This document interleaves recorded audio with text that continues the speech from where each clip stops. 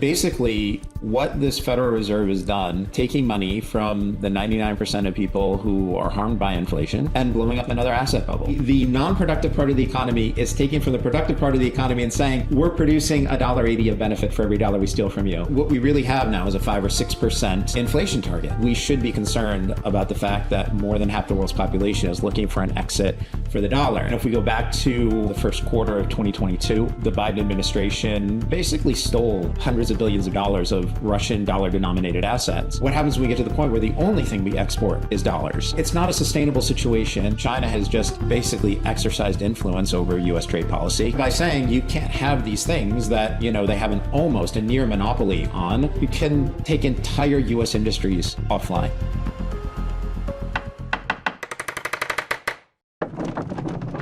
Gary Brode, it's been too long, sir. Welcome back to the show. Thanks for having me back, Marty. Well, we were just discussing before we hit record the last time you were on, I believe I remember it was in the midst of or right before the tariff tantrum.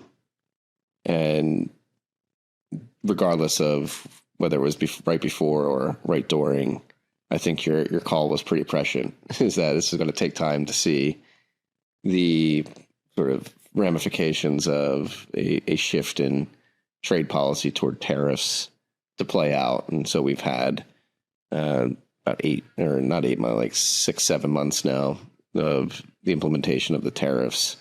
What are your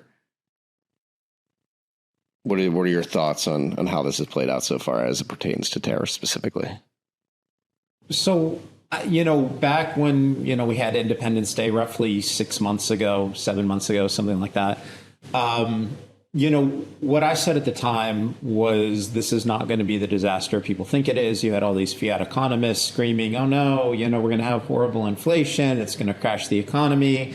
And none of that has happened. And, to their credit, some of them said, hey, you have to give it time. It takes a while for these things to work their way through the supply chains. But, here we are, and we're now a day away from November, and we're just not seeing the kind of goods inflation that indicates any kind of disaster or, any kind of massive slowdown. Regardless of that, I think, there's a huge error in the academic models. Porter's theory of competitive advantage, it makes sense in a classroom. And I'm a free market guy myself, but the issue with this stuff is the United States has been outsourcing its manufacturing capacity to lower cost partners. I use that word very guardedly. And that's been going on for about 40 years. And so what happens when we can no longer make our own pharmaceuticals, our own chips? There are all sorts of aspects of our economy that we no longer have control over. And, what happens when we get to the point where the only thing we export is dollars? So it's not a sustainable situation. And one of the things I really like about what President Trump is doing is he's bringing back manufacturing to the United States. We have trillions and trillions of dollars of companies saying, we're going to build manufacturing capacity in the United States in order to avoid these tariffs. That, to me, is a pretty good way around this.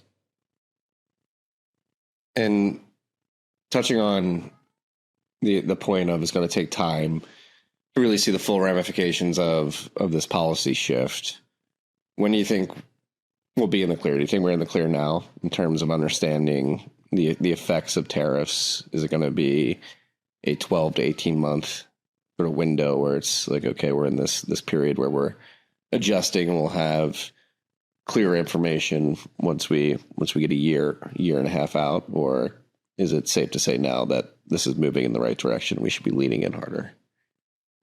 So I think we're leaning in the right direction.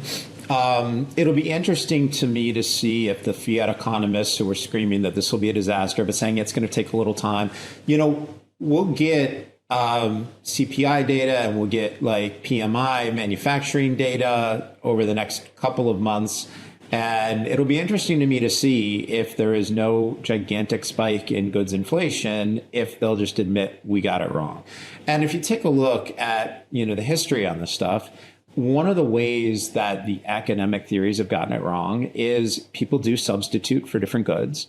But also, when there are tariffs, you end up with an increase in domestic manufacturing. And that's exactly where we're heading. The thing that I'd be watching for right now is all the companies who have said we're going to build trillions of dollars of production capacity in the United States. I want to see them follow through on it, because that's the long-term win, is to put Americans back to work, building things, making things.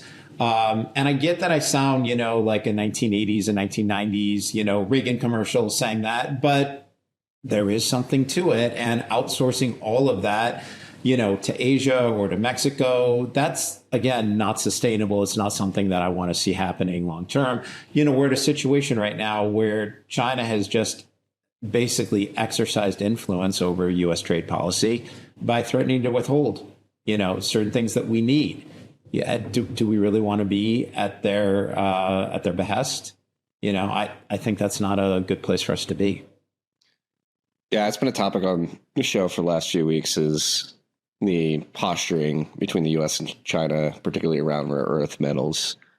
Obviously, Scott Bessent, Trump, meeting with Xi in his cabinet this week. Are you optimistic that something good can come out of these meetings?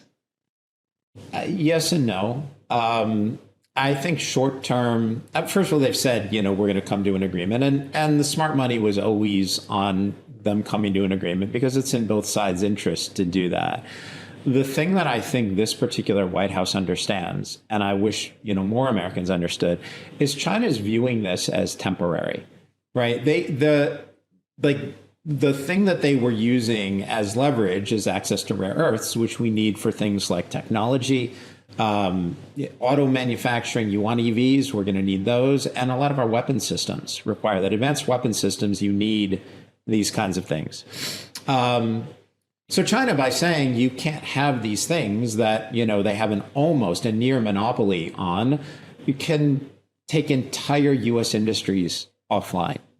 And that's where we are. It's not an accident that China has such a monopoly on this. And, one of the things that will happen is if other places start to produce rare earths, China can drop their price. They will lose money. They're willing to lose money in order to maintain market share or basically monopoly market share.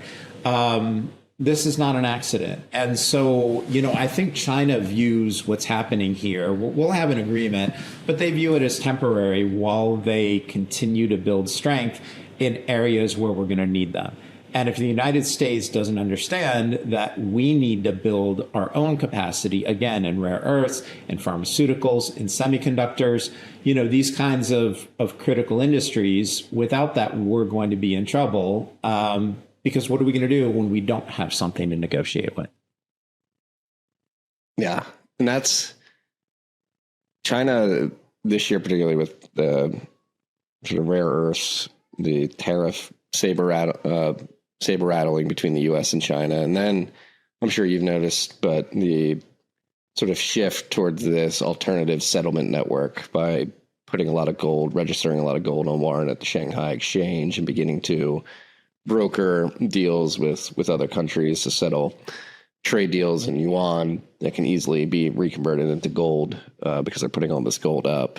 And so it seems like China is like moving their pieces on the chessboard to say, hey, U.S., we have a strong economy, number one. Number two, we're not happy with the way you guys are weaponizing the dollar system and are beginning to set up alternative rails to sort of hedge that exposure. Yeah, that brings me to something where I've had, multi-year arguments with people. If we go back to, I think it was the first quarter of 2022, when the Biden administration basically stole hundreds of billions of dollars of Russian dollar-denominated assets. And I said, this is a bad idea. And, people got angry at me. They said, oh, no, you're supporting Russia, that you like Putin. No, that's not it. I'm an American. I want what's best for the United States. And what we've just done is we've communicated to the rest of the world that the dollar is something you can rely on only as long as you stay in the good graces of Washington, D.C., a place that switches leadership every 2 to 6 years. Right. I mean, we just made the dollar unreliable by doing that. It didn't stop the Russian war machine. It didn't slow Putin down. But it did hurt the United States. On top of all of that, I've had this multi-year debate with people where, they're the BRICS coalition, right? Brazil, Russia, India, China, South Africa. Now that group has grown to a couple dozen countries that encapsulate more than half the world's population. They're saying we're going to come up with our own BRICS currency. And, so we need to take this seriously. And people have, they've argued with me on X, formerly Twitter, and said, hey, they can't do it. Who will trust them? That, they don't really have the capacity. They're not coherent. Okay, fine. But we should be concerned about the fact that more than half the world's population is looking for an exit for the dollar. And, I had never owned gold before 2020. But in 2020, I started buying it in size. I've never sold any of it. I've just held that position. Because you have a situation where the dollar is being debased at an increasing rate. The purchasing power of the dollar is declining, but also you have central banks all over the world that are saying we want to sell dollars and buy gold, and we're just going to hold it. And they're not price sensitive, right? The central banks buying gold don't care if they're buying it $3,000 an ounce, at $1,500 an ounce where I first bought it, at $4,000 an ounce. It doesn't matter. They're just going to stick it in a vault. Yeah. Well, and that turns to sort of domestic monetary policy here in the United States. And I think throughout the course of this year, it's been pretty clear that the Trump administration, particularly Scott Bessent, wants to sort of align the goals of the Federal Reserve with the goals of the Treasury and begin to sort of erode the perceived demarcation between the Fed and the Treasury, the Fed's independence. And there's been a number of things that happened this year, but obviously we had a Fed meeting this week, and I believe it was last month's meeting or maybe in Jackson Hole. Jerome Powell had to come and make an about face and acknowledge that tariffs weren't as inflationary as people thought they were. But in recent months, it's this idea or this theme that you have SOFR rates blowing out, you have the standing repo facility being tapped, and many people wondering if a liquidity crisis is on the horizon in the back end of the system. And yesterday cut 25 bips, and it looks like inflation is not screaming like the Fed thought it would, at least as it pertains to CPI inflation. What do you make of the Fed's decision this week? What's been happening in recent months, and this sort of quarreling between the Treasury and the Fed? Yeah, so I have a lot of thoughts on that, but first I actually want to address something that you said. One of the reasons I love talking to you, Artie, was the way you said the perceived independence of the Fed. And again, like, this is a disagreement I've been having with people. You have all these people saying, the Trump administration is, they're changing our norms. They're, they're violating the independence of the Fed. Okay, Marty, as well as I do, the Fed has never been an independent institution. For the first couple of decades, the chairman of the Fed and the Treasury Secretary were by law the same person. FDR used the Fed to finance his whole, New Deal. Lyndon Johnson, literally picked up Fed Chairman Arthur Burns and slammed him into a wall, literally strong-arming the guy into lower rates. President Nixon, he did the same thing. Well, he didn't slam anybody into a wall, but he pressed for lower rates, got it, and we had the inflation of the 70s. This has been a constant feature.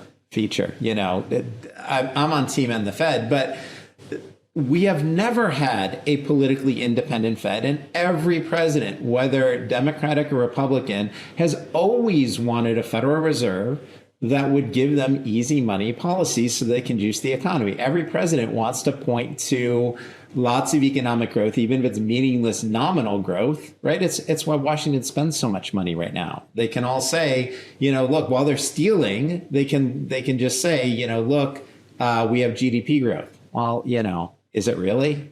Is it really product, or are you just, wasting our money and counting it on your own scorecard? Right. Well, every $1 SNAP benefits contributes $1.80 to GDP. I hope you knew that. Yeah, great. Yeah.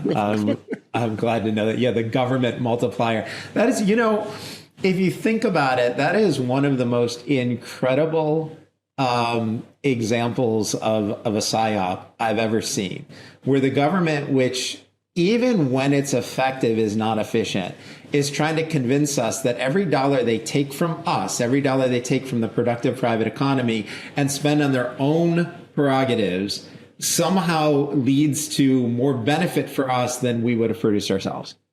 Right? Like literally the non-productive part of the economy is taking from the productive part of the economy and saying, we're producing $1.80 of benefit for every dollar we steal from you, or $5, or, like guys like Krugman, would make a living talking about the multiplier effect. It's, if you just think about it for a second, of course that doesn't make sense, but it's an incredible psyop that, the newspapers reported. And like, how stupid do we have to be to accept that as the truth? I think people are waking up to it, though. I mean, that was it seems like one of the rote scripts that was handed to Democratic politicians last week. You had Tim Walz, Hakeem Jeffries, I believe, tweeting it out like, hey, we need to turn Snap back on because it's actually stimulative for the economy. It's like, this doesn't really make sense. One of the things I think is really interesting, look, Marty, I know one of the things that you pay attention to is the Overton window, right? What are we really allowed to talk about? And I have seen an incredible change in the last couple of weeks as we've come up on the Snap cliff. And previously, if we go back, 5 or 10 or 15 years, it would have been unseemly to say, hey, I don't care about this program, because we've always said, oh, no, you want people to be hungry. You want people to starve. And we couldn't have talked about it. My thread on X, my feed, is full of people saying, wait, how many people are getting fed by the government? How many people are on benefits? Like, there is this visceral anger from people who are working saying, wait, how many people am I feeding who aren't in my household? And this situation has actually ended up opening the Overton window wider, where that's not what I would have expected to see. People are openly saying, we've got too many people who are on benefits. Yeah. 40 million, 15% of the country. And yeah, to not come off as sort of soulless, non-empathetic individual. There are certainly people who may need some assistance, but if you look into the details, it's like you're supposed to be looking for a job, what you're allowed to spend the benefits on. Like, you can buy any crap you want. It's becoming clear if you hop on TikTok and you find people talking about what people actually do with the benefits. There's a lot of people just selling them and just using it as a loophole to not have to work. And I think that's, whether it's the SNAP benefits or the broader immigration conversation that's happening in the country right now, I think a lot of people are getting back to first principles. Wait a second, there should be rules. There is a rule of law. And if we don't enforce the rules, whether it pertains to what you have to do to get these SNAP benefits or the rule of law of what you have to do to be here legally as somebody who came from outside the country, people are saying, wait a second, like, we're not following any of these rules, and that can't happen anymore. You don't have a society. Why does the government exist if they're not enforcing any of these rules? That is the contract that we engage in as citizens with them, is to enforce these pretty basic rules. Yeah. And in fact, one of the things people, the conversation has to take place in this, humane, we want what's best for people. We want to be kind. But I have more concern for my fellow Americans than I do for people who came here illegally. And one of the ways our government is harming our fellow countrymen is by taking people who came here illegally, giving them free housing, giving them these SNAP benefits, giving them food, and basically covering their expenses. And what that means is that these people can work for below market rates. Right. I mean, basically, imagine, you're a blue collar worker and your job gets taken by somebody who's supported by the government. Right. Who's like, yeah, I can work for lower rates. I can work for a lower wage because the government's covering my grocery bills and my rent. And why is it somehow wrong to express sympathy for our own people? Sup, freaks? This rip of TFTC was brought to you by our good friends at Bitkey. Bitkey makes Bitcoin easy to use and hard to lose. It is a hardware wallet that natively embeds into a 2 or 3 multi-sig. You have one key on the hardware wallet, one key on your mobile device, and Block stores a key in the cloud for you. This is an incredible hardware device for your friends and family, or maybe yourself, who have Bitcoin on exchanges and have for a long time, but haven't taken the step to self-custody because they're worried about the complications of setting up a private public key pair, securing that seed phrase, setting up a PIN, setting up a passphrase. Again, Bitkey makes it easy to use, hard to lose. It's the easiest 0 to 1 step, your first step to self-custody. If you have friends and family on the exchanges who haven't moved it off, tell them to pick up a Bitkey. Go to bitkey.world, use the key TFTC20 at checkout for 20% off your order. That's bitkey.world, code TFTC20. Sup, freaks? This rip is brought to you by our good friends at Silent. Silent creates everyday Faraday gear that protects your hardware. We're in Bitcoin. We have a lot of hardware that we need to secure. Your wallet emits signals that can leave you vulnerable. You want to pick up Silent's gear, put your hardware in that. I have a tap signer right here. I got the Silent card holder, replaced my wallet. I was using Ridge Wallet because it's secured against RFID signal jacking. Silent, the card holder, does the same thing. It's much sleeker, fits in my pocket much easier. I also have the Faraday phone sleeve, which you can put a hardware wallet in. We're actually using it for our keys at the house too. There's been a lot of robberies. They have essential Faraday slings, Faraday backpacks. It's a Bitcoin company. They're running on a Bitcoin standard. They have a Bitcoin treasury. They accept Bitcoin via Strike. So go to slnt.com/TFTC to get 15% off anything, or simply just use the code TFTC when shopping at slnt.com. Patented technology, special operations approved. It has free shipping as well. So go check it out. To your point, I think the Overton window is shifting. And that's what I wonder is there enough time between when these policies started getting implemented earlier this year and the midterms to really see immaterial effects that sort of gets regular Americans like you and I, more not maybe not like you and I, blue collar Americans specifically waking up and saying, oh, this actually did help me. I can get a job now. And when you think about immigration specifically, as it pertains to rent and housing and all of that, like pushing up the cost of real estate and exacerbating the housing affordability crisis, like if they're successfully able to cut the benefits of illegal immigrants and get them out of the housing, bring housing costs down, bring jobs back to market, bring consumer good costs down, then I think there's a good chance that people can say, oh, wow, this is actually working. We should lean into this harder. Yeah, so one thing I think was lost in the data that we got earlier this year was you had a decrease in the number of jobs available, but you didn't have a decrease in the number of Americans working, and wages went up. And you think, wait, how is that possible? These things shouldn't have existed together. And the obvious answer was you had people leaving, so you had fewer jobs available, but you had fewer people looking for those jobs, enabling Americans to hold on to their jobs and get wage increases. Right? They were no longer competing with illegal labor. And, so what you had, and Powell was careful the way he said it, but he talked about a labor market that was surprisingly imbalanced. So this is a few months ago, and some people may not remember, but I think people were surprised that you had so many things shifting all at once, but remaining in imbalance. Now, one thing you and I should talk about is he had some other interesting comments in this week's press conference, but this is, as long as we're talking about policy, it makes sense to, reference what happened earlier. I think it was in the summer. Yeah. What comments this week stuck out to you? Well, you saw the market, tank when Powell said that, a December rate hike wasn't, baked in. And I think, people...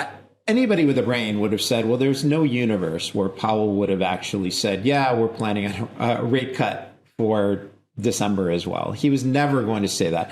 But I think it was the part where he said, far from it, right? It was like this hawkish message, like telling Wall Street, don't count on this. It may not be coming.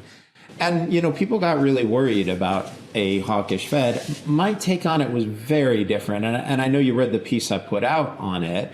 But my take on it was very different. You had the Fed cutting for the 6th time, in this cycle, with the CPI, which is understated, at 3%, 50% above the 2% target, which itself is 2% too high. What the Fed is basically doing, and, they can talk about the employment market all they want, but, Americans would rather have 5% unemployment, which is, 1% above that baseline, and 0% inflation, because inflation affects 99% of the country, whereas 1% of the country would be losing their jobs. And that's something that I think a lot of people are missing. But basically, what the Fed has done is they've made it clear the 2% target is gone. We now have a 3 or 4% target, and when you figure that the CPI is understated, most obviously in the difference between Case-Shiller and OER, the owner's equivalent rent, which makes the housing prices that people are seeing in CPI not reflect the reality, which is much more challenging unless you're selling a home. What we really have now is a 5 or 6% inflation target, right? And they just did that at the same time that they're saying, yeah, we're going to end quantitative tightening. Everybody was focused on Powell saying far from it, meaning we haven't decided on a December rate cut and got upset about it. But the reality is this was very dovish action by the Federal Reserve. Right? You had the CPI going up, the CPI understated, a Fed cut, and the end of quantitative tightening. How much more dovish is this Fed supposed to get? Right. To Jerome Powell's credit, I guess, to your point, like, what do people expect? Like, him to come out in November and basically tell you exactly what he's going to do in December, but you wrote it in your piece, like, the stock market is focused solely on expectations now, like forward-looking expectations. Yeah, and by the way, that's something that I find really, really strange, right? So last week, the market was looking for a 3.1% CPI print. We got a 3% print. And so, let's talk about a 3% print means, right? You got a 2% target, which is just a made up number. It was made up by a European. A guy from New Zealand is on a TV show. Somebody asked him a question. He's like, 1%. Like, he just made it up on the spot. But the Fed's mandate, as you know, is stable prices. That's a 0% inflation target that we should have.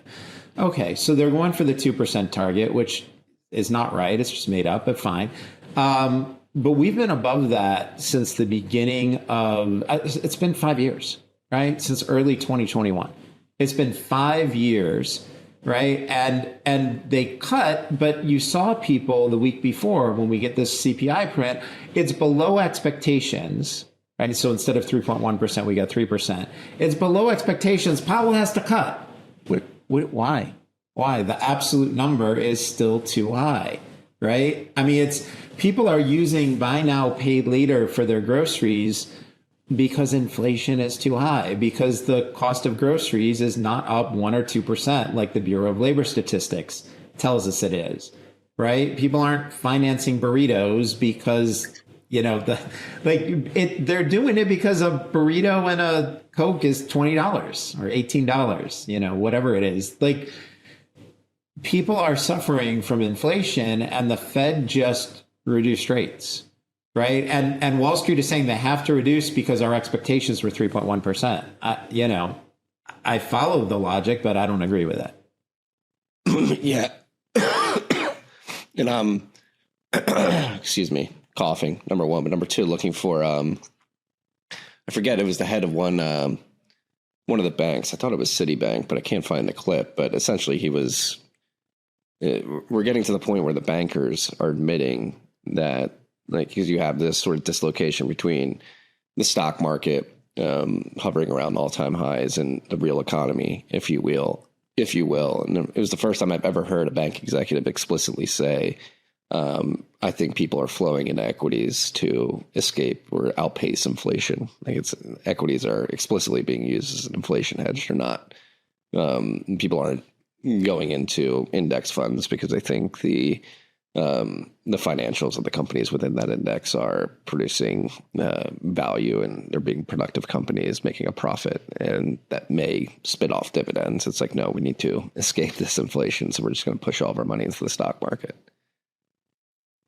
Yeah, so the stock market, gold, silver, Bitcoin, energy, right?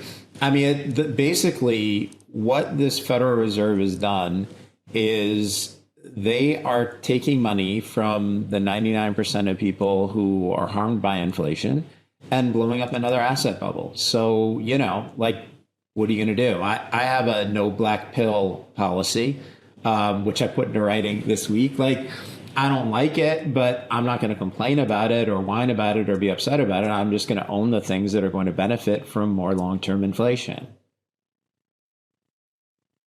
Yeah.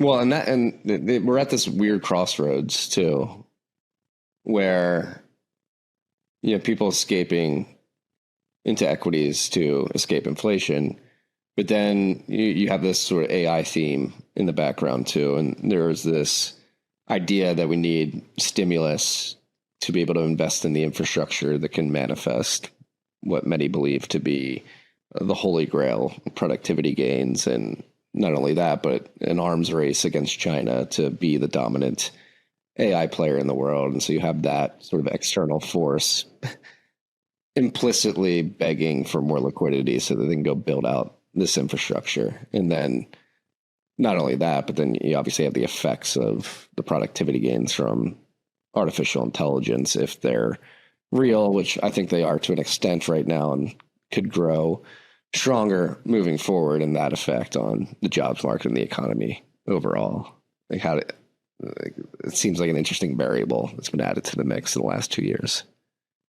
Yeah, look, first of all, I do think AI is going to be real. I do think there will be gains. I do think there's value to it. We're not there yet. Like my version of ChatGPT actually tried to send me to a place that was closed when, I had a time sensitive situation. And I said, why are you doing it? I said, verified information only. Why are you sending me to a place that was closed 3 years ago? And it responded, I was just trying to maintain the momentum of the conversation. Like, what? I'm not asking, like, I'm not looking to chat. I'm looking for information, right? That said, I'm not buying the argument that we need lower rates, that we have to, debase our currency in order to end up with AI leadership. And the reason for that is, I'm going to give you two reasons, right? One is the idea here is that if we lower the Fed funds rate, we'll have like a lower 5-year, a lower 10-year, but that's not what happened. Right? The Fed cut, and what happened that same day, the 10-year yield was up 8 basis points. The next day it was up 5 or 6 basis points. So you had increases. And the reason is the market is correctly baking in higher long-term inflation. So we're getting higher bond rates. People have this weird idea that the Federal Reserve controls interest rates. They don't. The Federal Reserve controls the overnight rate. The bond market controls the rest of the yield curve. Right. So Federal Reserve overnight, the bond market, everything from 1 day to 30 years. So the Fed doesn't have that much control. But the other thing, that you got it right there. That was on a rate cut. So, I don't know about that. The other thing is AI spending is not being done by the general economy. You have half a dozen companies that are doing that. And those half dozen companies have fortress-like balance sheets. They're doing this with like the cash on the balance sheet, right? Google, Facebook, Meta, whatever, Alphabet, Apple, Nvidia. These aren't companies that are going into the market to borrow and needing lower rates. If anything, higher rates bring them more income. Those companies have billions and billions of dollars on their balance sheets, right? So the idea that if like lower rates just means their interest income is lower. So I'm just not buying that answer. It sounds good, at a cocktail party, but if you sort of look at anybody's balance sheet, it doesn't really hold up to scrutiny. Sup, freaks? Have you noticed that governments have become more despotic? They want to surveil more. They want to take more of your data. They want to follow you around the internet as much as possible so that they can control your speech, control what you do. It's imperative in times like this to make sure that you're running a VPN as you're surfing the web, as we used to say back in the 90s. And it's more imperative that you use the right VPN, a VPN that cannot log because of the way that it's designed. And that's why we have partnered with Obscura. That is our official VPN here at TFTC, built by a Bitcoiner, Carl Dong, for Bitcoiners focused on privacy. You can pay in Bitcoin over the Lightning. So not only are you private while you're perusing the web with Obscura, but when you actually set up an account, you can acquire that account privately by paying in Bitcoin over the Lightning Network. Do not be complacent when it comes to protecting your privacy on the internet. Go to obscura.net, set up an Obscura account, use the code TFTC for 25% off. And when I say account, you just get a token. It's a string of token. It's not connected to your identity at all.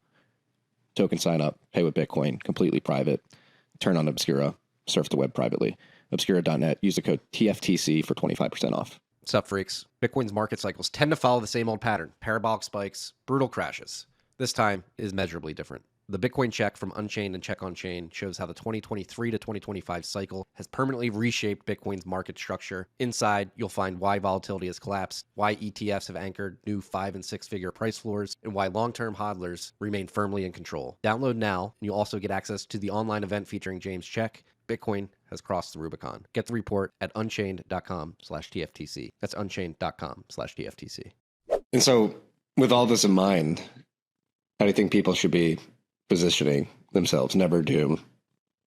Do you think the ramifications of the Trump admin's policies, basically being able to get a track record and really get some teeth in terms of being deployed and having long-term ramifications come to fruition, coupled with the AI narrative, whether you believe it's stimulative or not, like if we're going to go after that, it could be really good for the economy. But tied to that AI narrative is energy, which we've been talking about for years. And if that is just an externality, a positive externality of the AI boom, and that's all we get, I'd be happy with that, is increased energy capacity expansion in the United States. And with that, talking about Overton window shifts, it seems like the Overton window, as it pertains to nuclear power specifically, has completely been blown open, and it looks like we're going to go after it.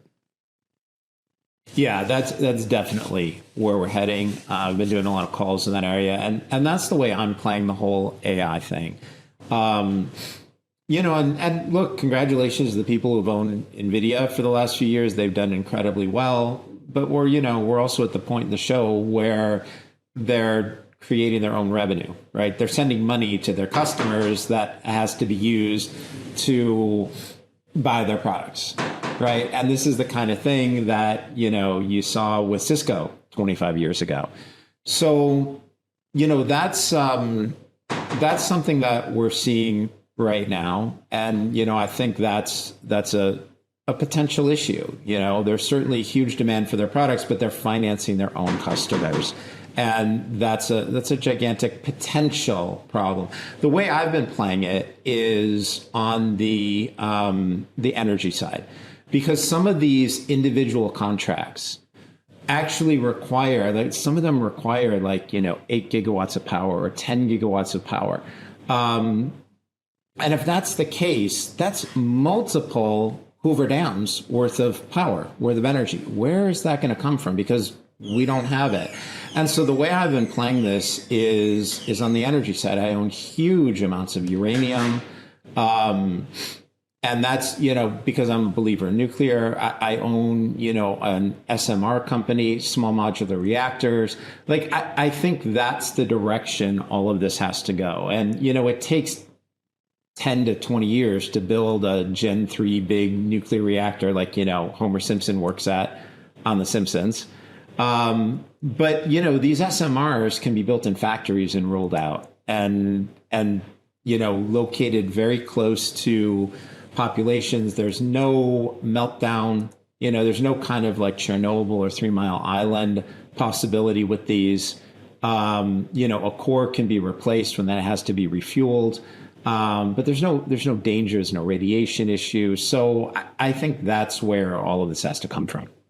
Yeah. And it's been interesting. I'm not sure if you've been following the announcements coming out of the Department of Energy, particularly as it pertains to FERC and demand response. But as somebody who's been paying attention to the U.S. electricity grid and capacity expansion since 2018, when I got into Bitcoin mining, it seems like with Chris Wright at the Department of Energy, who really understands this stuff, they're beginning to understand the problems and find unique solutions to expand capacity. So FERC came out and wants to fast track large load interconnection and basically use Bitcoin miners or AI data centers to basically be like a buyer of first resort for energy and wait for interconnect be built out. And I think that's another thing that's a good positive is people actually understanding the true problem as it pertains to energy. We've had massive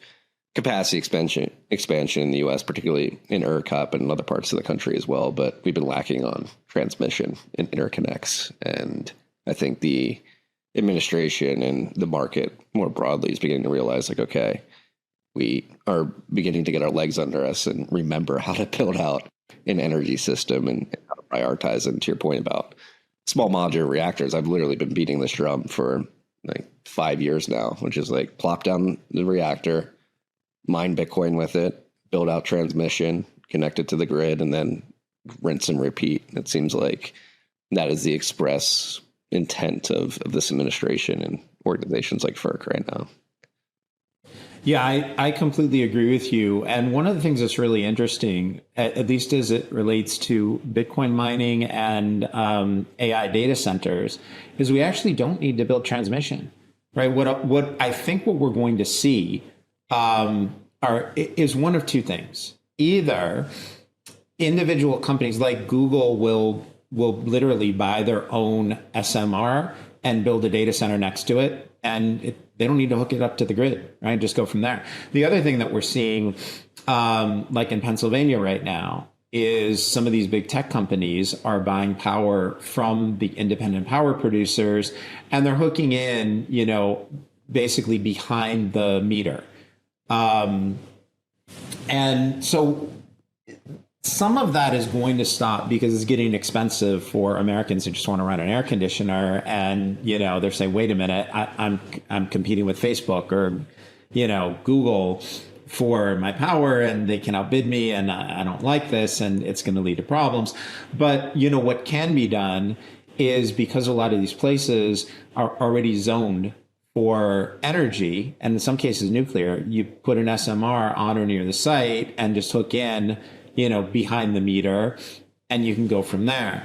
The thing that I really like about what the Trump administration is doing here is they've correctly realized that the NRC, the Nuclear Regulatory Commission, basically, as soon as they took over in the mid-1970s, the United States stopped approving and building nuclear reactors.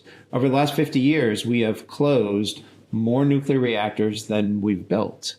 Right. And I think in the last, what have we permitted and built to in the last 40 years? So the NRC, whether intentionally or not, serves to prevent any kind of actual building. Right. They require companies to submit millions of pages of paperwork and regulatory filings. And so what the Trump administration has done is they've started an accelerated program. They've got 10 companies enrolled in it, where they can get accelerated review by the Department of Energy. And that, I think, is phenomenal. And, by the way, there is an SMR company that's part of it, Terrestrial Energy, that just had they went through a de-SPACing. The ticker was HOND. Now it's IMSR for Integral Molten Salt Reactor.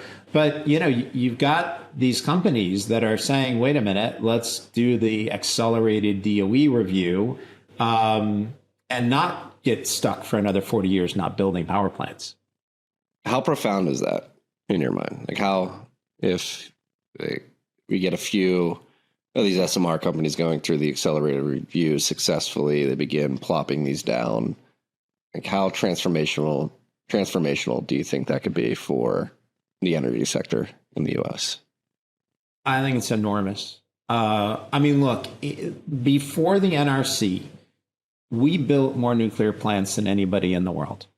And if you were somebody who wanted to stop the use of nuclear power in, 1976, you couldn't have done better than to have a regulatory agency that somehow manages to never approve anything, right? That just somehow manages to never make it work. Now, the people there, are they dishonest? Are they, not playing? But I don't know. Maybe they're just all worried that if they approve something without getting 2 million pages of documents and it goes wrong, you don't want to be the person to approve the next 3 Mile Island. So maybe they're not dishonest. Maybe they're just, ridiculously cautious because from their point of view, you can turn everything down and say, I'm just being careful. The thing that I really love about the DOE review is if you can get this accelerated process done, that what can happen is that process will then produce data that can be given to the NRC. And they can then be in a position where they're approving something that's up and running and working. And that may get things moving again. I also spoke with an expert in this area yesterday who said something really interesting. He said, look, the people at the NRC, they're in their mid-60s. They've been there forever. All they know is how to reject things. He said, the younger generation of engineers coming up actually are in favor of nuclear power and want to see these things done. And so there may be kind of a changing of the guard along with more and better data that could allow some of this stuff to proceed. The unfortunate part of this is it's not going to happen in the next 3 years. And so I'm hoping, whatever administration follows the Trump administration is in favor, I want them to be pro-energy as well, and pro-nuclear energy because Gen 4 is safe, and it's something that we should be taking advantage of. Especially when you consider this chart. I think you just got to get this chart in front of anybody in the U.S. government, particularly the NRC, and say, we need to fix this problem. We need to bring down these prices. Energy is the base layer of our economy, and we should be exploring any option that allows us to expand capacity, generation, and drive down these prices. Because, at scale, and that's the one thing that people will knock on nuclear specifically. It's like, it's not economical. It's too much of an upfront cost. But we haven't had the ability to really experiment with a wider implementation of this technology, which arguably over time should drive down costs. Marty, I completely agree with you and would simply add that, for the people who don't know it, there is a near 100% correlation between the energy a society uses and a good material quality of life. And if people want to say, hey, but you've got your health, your spiritual, practice, your connection to other people. Yeah, those things will all determine whether you live a good life or not. But if we're looking at material quality of life, the R squared between that and energy usage is 1. Yeah. And that's why, there's a lot of dooming out there right now, but I'm extremely optimistic. I'm not sure if you've been following the sort of industrial startup community. It's forming in El Segundo. There's a lot of companies in Austin. There was just a metal fabrication startup that launched in Michigan. Like the young people specifically, the Zoomers are fascinated by this trend of reindustrialization and really going out and starting companies. And I think that's interesting, just watching the sort of psychological and sociological side of things, where I think people, particularly millennials, Gen X, boomers, have been conditioned to think it can never be reindustrialized. Like, this is just the way it is. But it's been extremely refreshing to observe younger generations, particularly in the startup community, really lean into starting hard industrial companies over B2B SaaS products in recent years. I completely agree with that. And in fact, one of the things about the Zoomers is they have figured out that you're better off right now being a 22-year-old without a college education and with 4 years of experience as an electrician than you are being somebody who spent the last 4 years on a college campus if you want to get a job and get paid. Yeah. And it'll be really interesting to see if this is allowed to flourish. I'm optimistic that it will be, but you have this political class, particularly in DC, that seems to be filled with a bunch of Luddites, particularly on the left. I mean, everybody says don't get political, but I think it's objectively clear that the left has gone completely insane. We're seeing it with the shutdown, their inability to bargain over this spending bill. And I think they're falling on tactics that were tried and true in the past. They were successfully able to point at government shutdowns and blame it on Trump during his first term. But this term, you just look at the polls. People are basically figuring out like, oh, you're holding the U.S. economy hostage because you want to get your jibs passed and included in the spending bill. Yeah, there's no question that's been going on. I also think Democratic messaging has been bad here. I've seen them, they get on these shows and people ask them, direct questions about it. And instead of answering the question, you can tell they go to the talking points. It's the Trump administration who did this, this, and this. And, they're responsible for it. But anybody who's followed it has realized that there have been more than a dozen votes. And Republicans are voting to reopen the government and Democrats are voting to keep it closed. And that's fine. As far as I'm concerned, go ahead and keep it closed. I actually like the government closed for one key reason. It's because it is a phenomenal message to Americans that we don't need them to manage our lives, right? So I'm pro shutdown. Like if the Democrats listen, you made the great point. Like let's not get partisan, let's not get political. I am strongly in favor of the Democrats keeping the government closed, right? Great job, Team Blue. Keep it up, right? I'm on your side on this one, right? And the reason is, think about it. The government is in every aspect of our lives. We've now had a month without the government open, and there have got to be 300 million Americans saying, what do we need them for? Yeah. Right? What is it they do? How do they help us? I'm sending tax money for what? Right? And great, because we've just had a 1 month experiment in them not running our lives, and somehow we're managing. Let's give it, 6 months or a few years and see how it goes and check in and, figure out if we need to reopen things. I tweeted that out 4 days ago on the 27th. I was like, the government's been closed down for 27 days and I have not noticed any material degradation in the quality of my life. Let's keep this going. And yeah, how did I miss that? That's the funny thing too, is the Democrats has made manifest their own demise. Because I was watching something that Peter St. Onge put out earlier this week.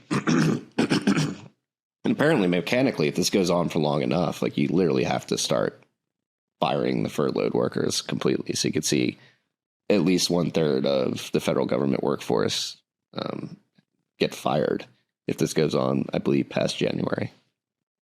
And the thing I want to emphasize is those aren't temporary layoffs.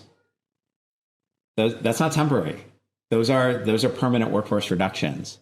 And the amazing thing about this is, a year ago, I was saying, I really hope Doge is successful, but I'm skeptical. I don't think anybody can shut down government spending. I just don't think it's possible. And, Peter Thiel is right. Never bet against Elon Musk. And I was really hopeful, but it didn't surprise me when, that didn't really cut a whole lot of spending. But this could be the thing that does it. Right? This could be the Doge moment when we get a real reduction in government spending. And by the way, that's something that's really necessary. You and I were understandably and reasonably critical of Federal Reserve Chairman Powell in this conversation. And I've been critical of him for the last however many years. But let's also be honest here. There's nothing he can do. Right. Inflation is being created by overspending out of Congress, and that is a bipartisan problem. right? Whether Washington has been controlled by Team Blue or Team Red or some combination of, White House and Congress, no matter what the combination is, we only have increased spending. And that's the thing that's really causing inflation. It's something that I've talked about as counterintuitive inflation. Lynn Alden talks about it as fiscal dominance.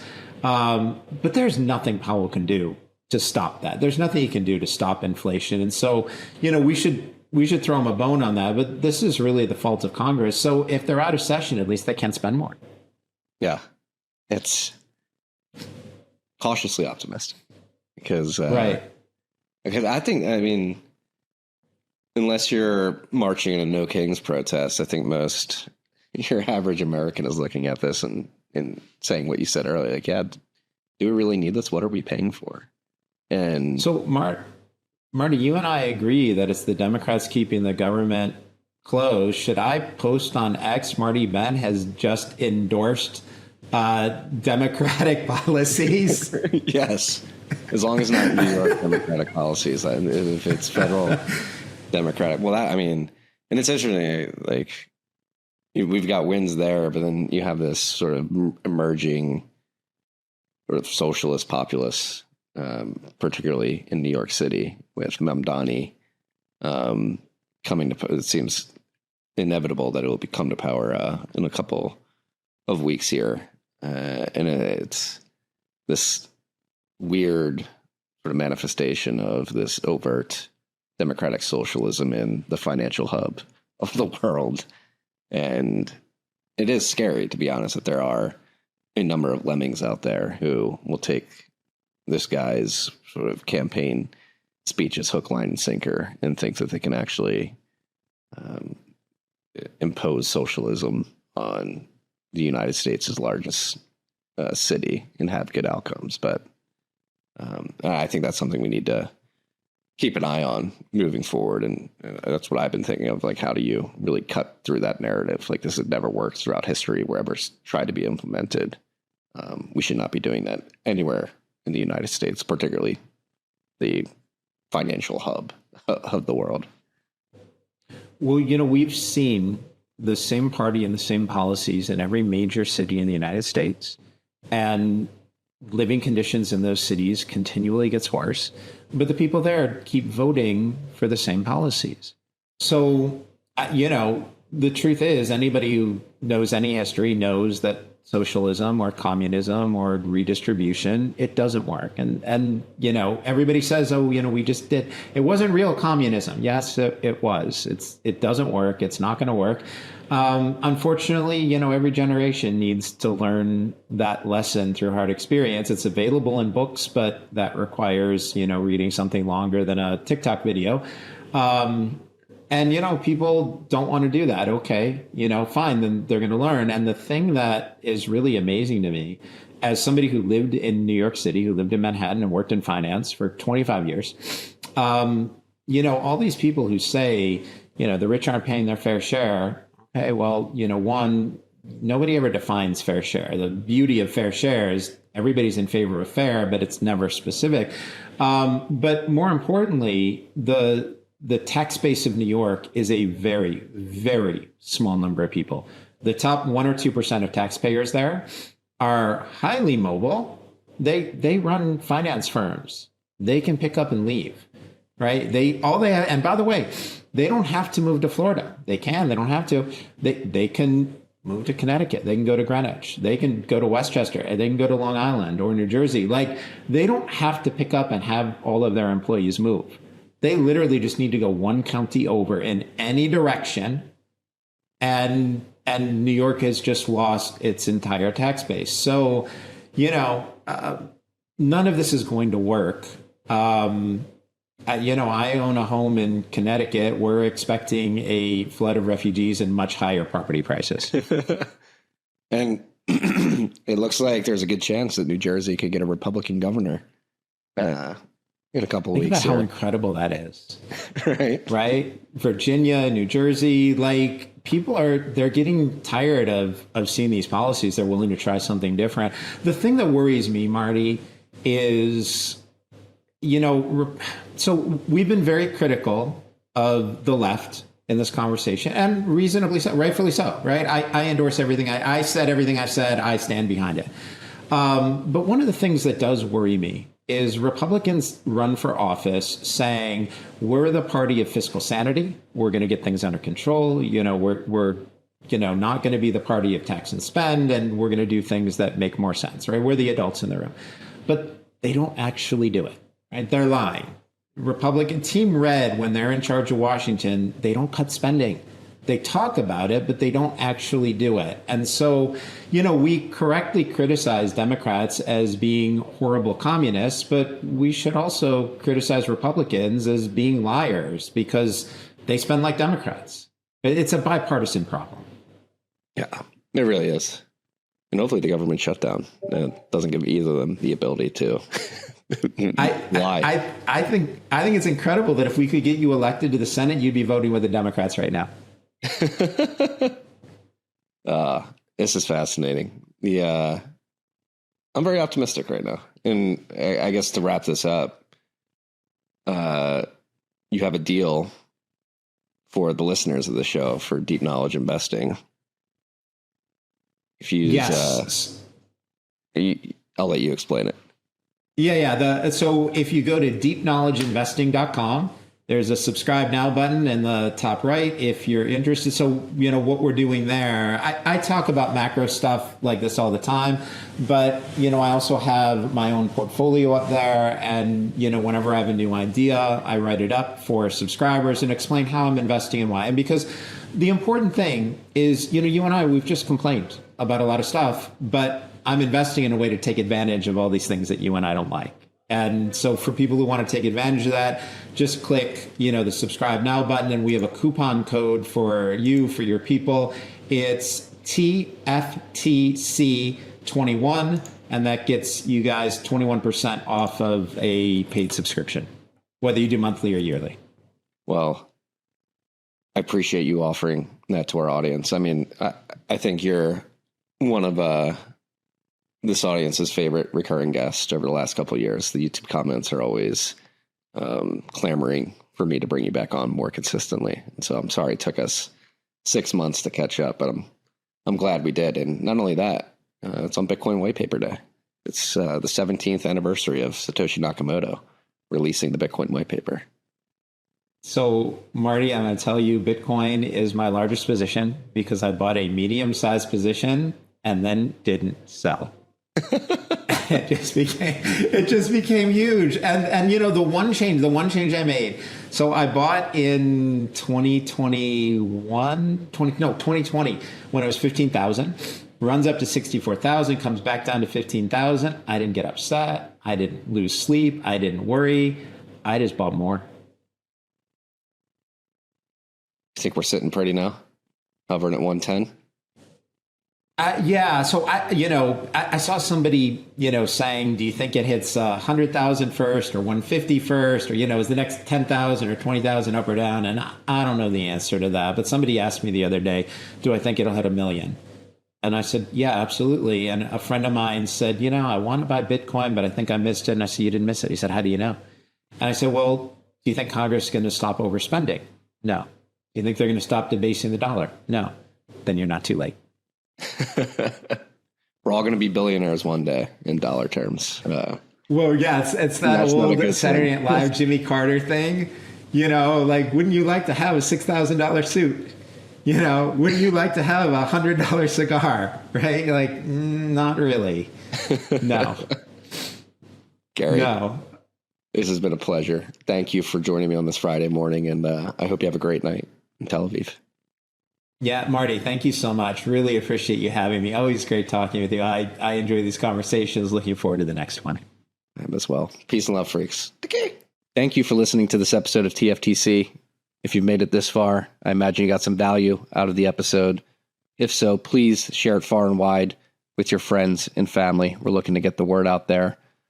Also, wherever you're listening, whether that's YouTube, Apple, Spotify, make sure you like and subscribe to the show. And if you can leave a rating on the podcasting platforms, that goes a long way. Last but not least, if you want to get these episodes a day early and ad-free, make sure you download the Fountain podcasting app You can go to fountain.fm to find that. $5 a month gets you every episode a day early, ad-free, helps the show, gives you incredible value. So please consider subscribing via Fountain as well. Thank you for your time, and until next time. Okay.